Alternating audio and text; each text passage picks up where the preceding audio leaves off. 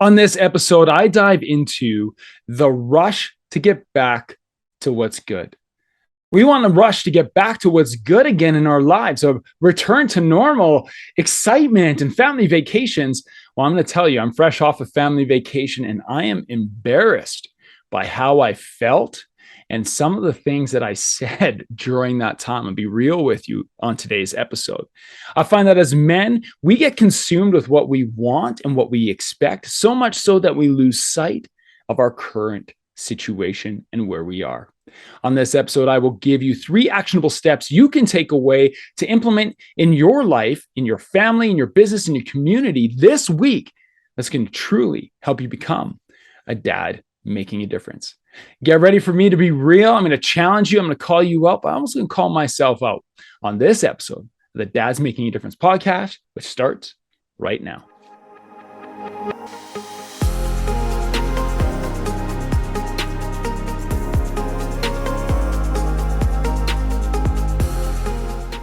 Hello, my friend. Welcome to this episode of the Dad's Making a Difference podcast. My name is Cam Hall. I am your host, and I'm excited to share today's episode with you. I am going to talk about resilience. I'm going to talk about gratitude. I'm going to talk about some of the struggles that I have faced as a man and a father over the last few weeks. You know, it's July 27th, and we are almost 2 months into this podcast. And I couldn't be more grateful for the support that you've shown, the feedback that I've gotten, the questions that have been raised. I can't be more grateful for the guests who have joined me on these first 14 episodes of the Dad's Making a Difference podcast. You know, once a month, I will come on here for a solo episode where I will share what I'm going through and what I'm seeing the men that I'm connected with, what I'm seeing them go through. You know, this is a Dad's Making a Difference podcast. This is to make you into a difference maker. It's to make a difference in your life and so that you can make a difference in the lives of your family, your business, and your community. You know, if you're new here and you're listening to this and you're not quite sure what this is, I encourage you to stick around and I want to welcome you. You know, this podcast is for you. And if you are a returning listener, I appreciate you. And for both of you, new and returning listeners, the only way that we are going to make an impact in the lives of men and their families is if they can hear this podcast.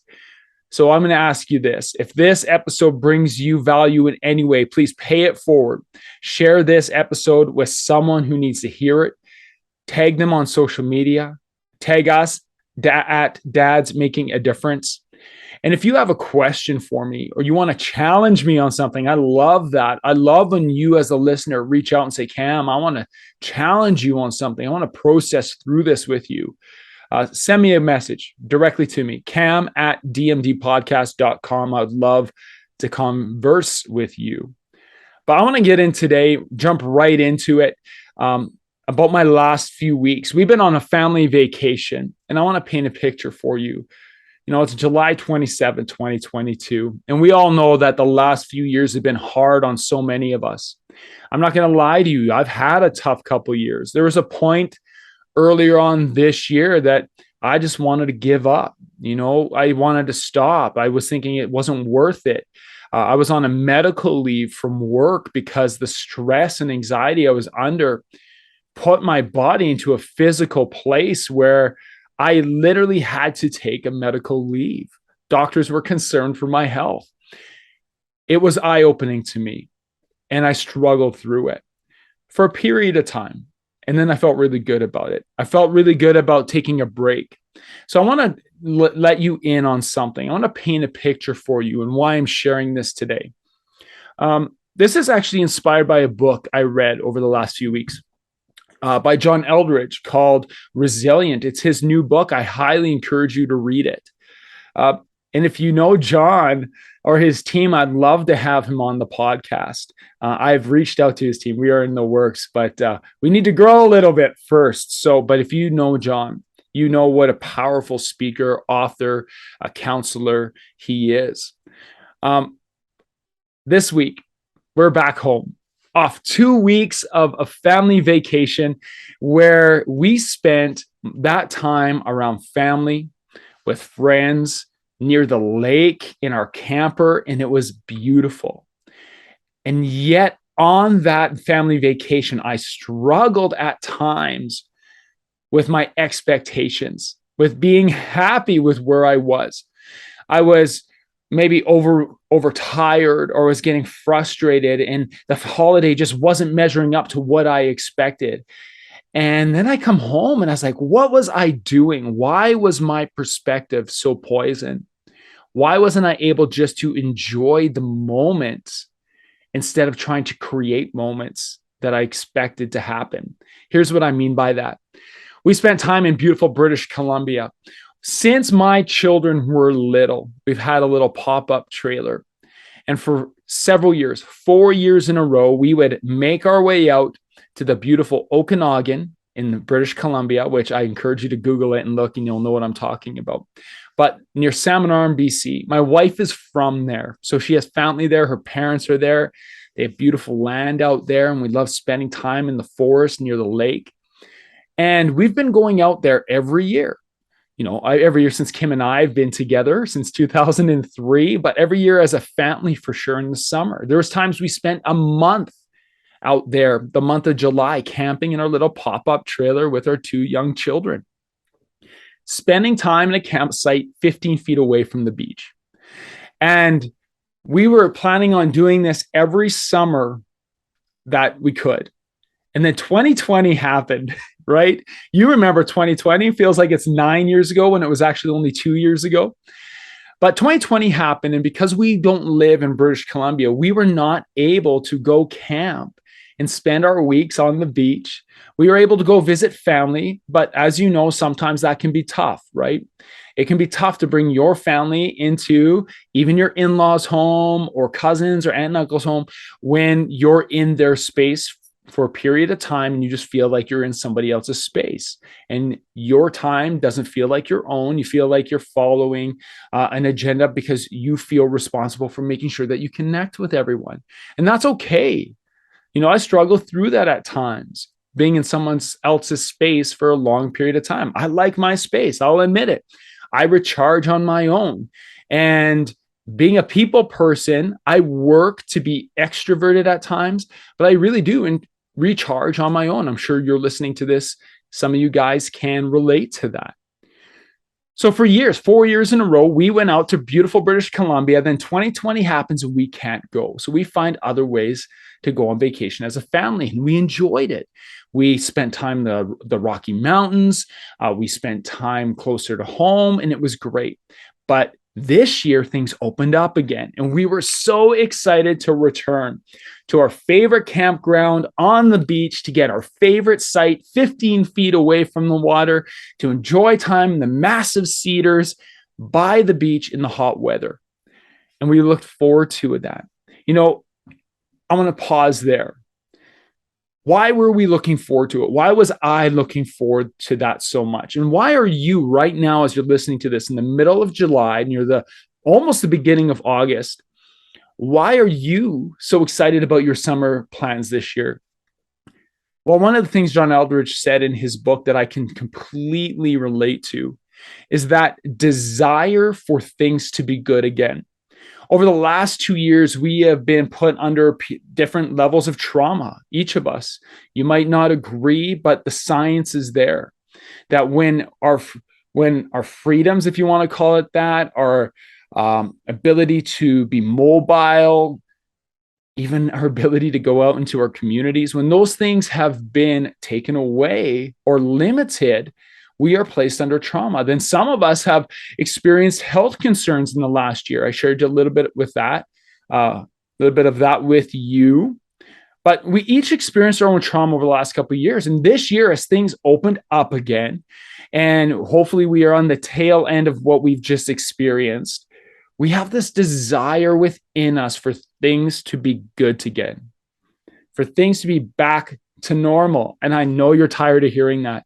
And you're tired of hearing this new normal. Well, new normal, whatever it is, I'm not going to say it's either. What I'm going to say is this: we have this desire within us just to be happy, to get back to how things were good. Well, if you think back to 2019, things weren't always good.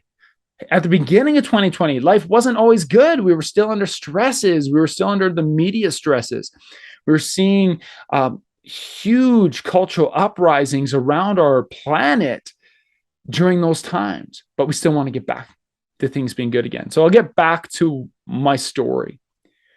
This rush to get back to normal, this rush to get back to a family vacation where we felt comfortable. Maybe you are rushing right now back to something that will make you feel comfortable. Maybe you are rushing back to something right now that will make you feel important or safe or loved or successful. Man, I can go there too. That's a whole nother tangent about trying to find success and what success means. But we want to get back to this normal, back to being good again. So I look at my vacation and there I was.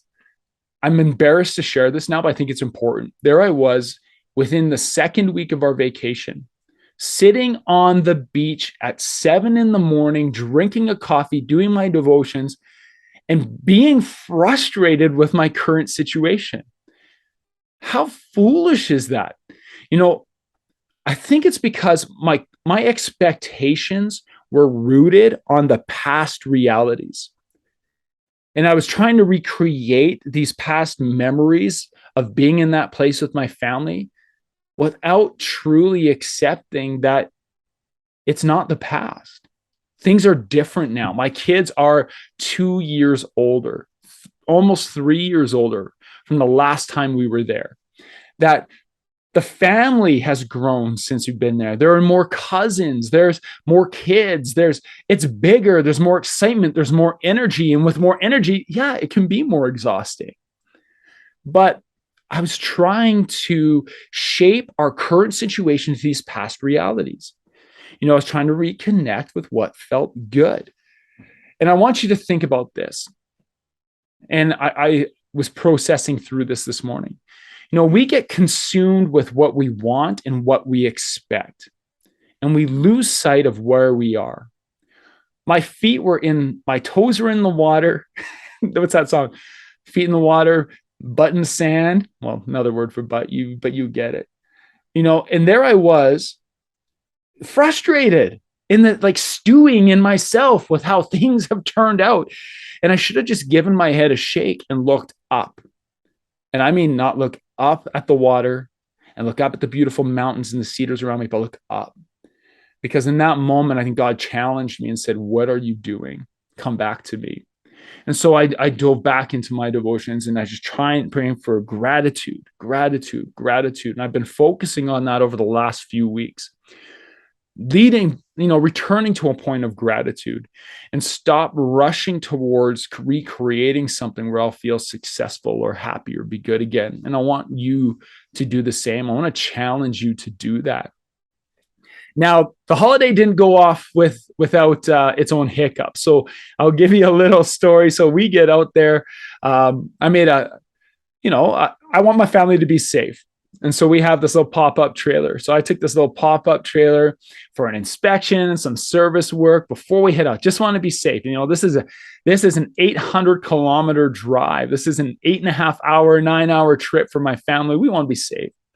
And we got out there, and first of all, it's pouring rain. And so we're going to set up in the pouring rain. And one thing led to another, and there was multiple issues with the trailer that kept me busy fixing this trailer for the first 2.5 days of our holiday.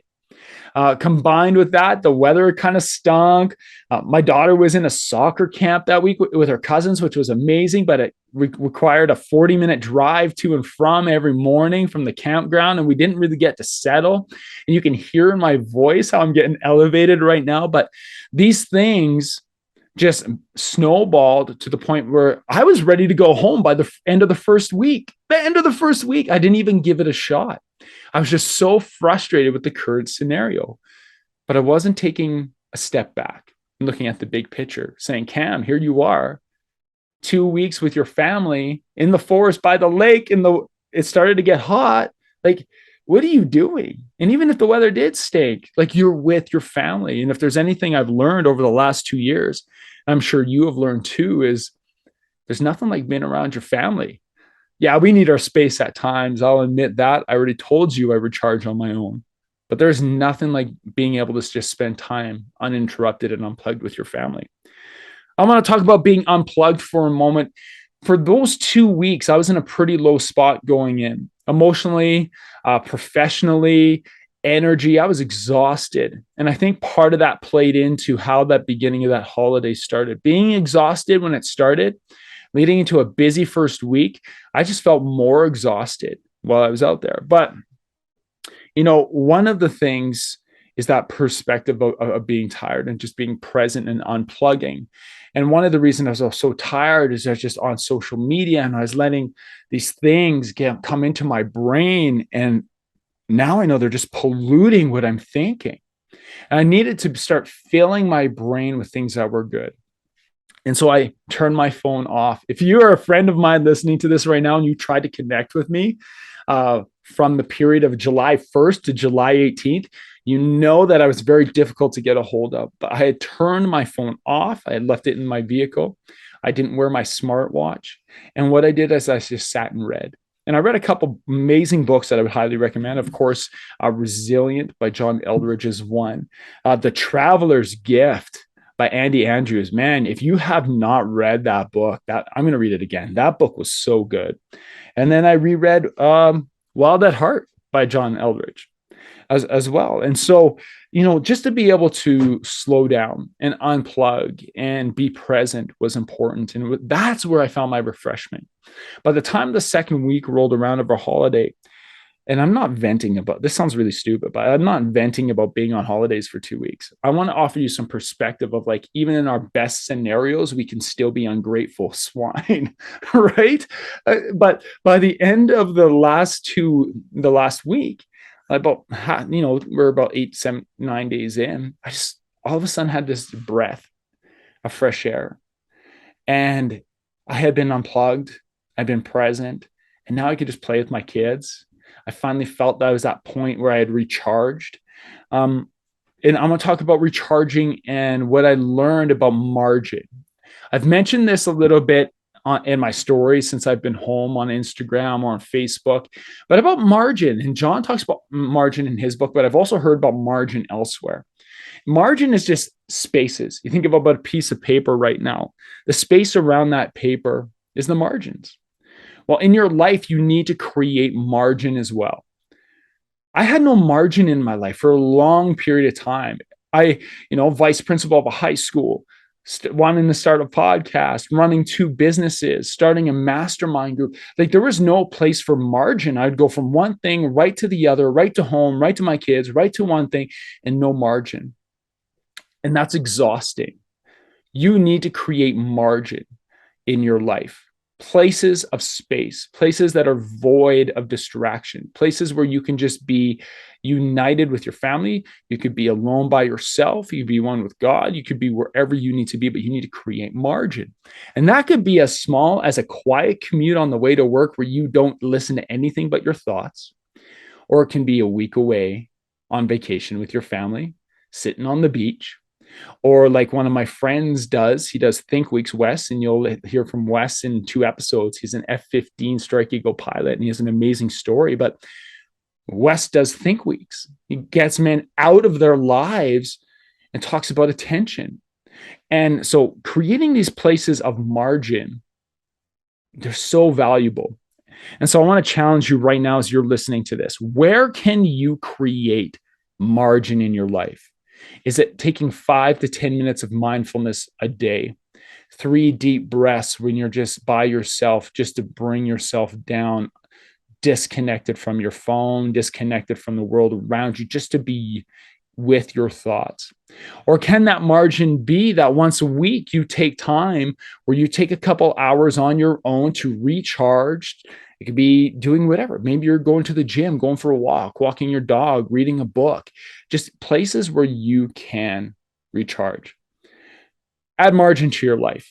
By the second week of our vacation, I realized that I had added some margin by disconnecting, by being present, by starting to give my head a shake and realizing very, very quickly, and thank you for my wife for pointing this out as well, that I was being consumed with what I wanted and what I expected.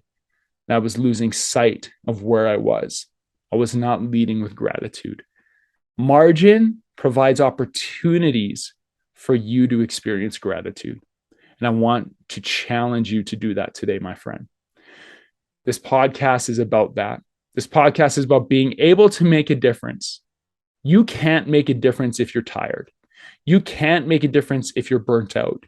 You can't make a difference if you're consumed with your own desires of what it means to be successful, what it means to be healthy, what it means to be present. Like, you need to bring other people in. I realize that. To be able to truly make a difference, you need to connect with other people who are committed to making a difference.